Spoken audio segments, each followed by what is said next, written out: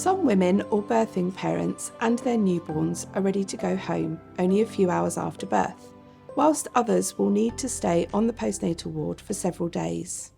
The length of your stay will be dependent on many factors, including how your baby was born, your medical history, and whether you or your baby require extra monitoring, medication, or feeding support.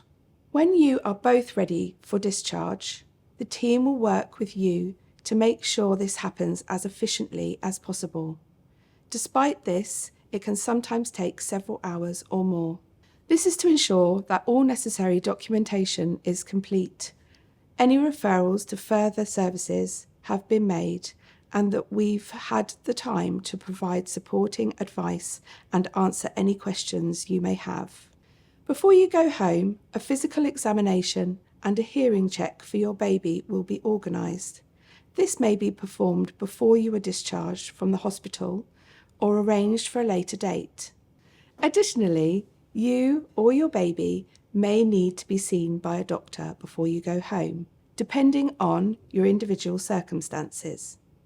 It is also important that your baby is feeding well and you feel confident with this before you go home. If there are any concerns about feeding, you may be encouraged to stay a while longer for support. You may require medications to take home.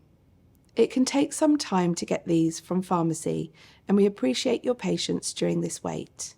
Finally, the midwife caring for you ensures the community midwife, your GP, and the health visitor each have the information they need so they can care for you and your baby going forwards. We know that you are keen to go home, but we ask you please be patient with us whilst all these steps are completed.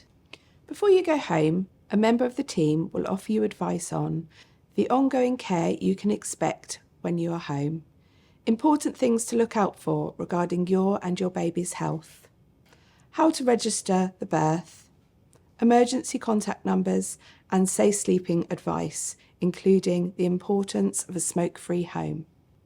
If you have any concerns or questions, please don't hesitate to ask your midwife. Additionally, if you have any feedback on your care, whether positive or negative, you can contact PALS or provide anonymous feedback via your local maternity and neonatal voices partnership. You will also be contacted to complete a short NHS survey, and we would really appreciate you taking the time to do this.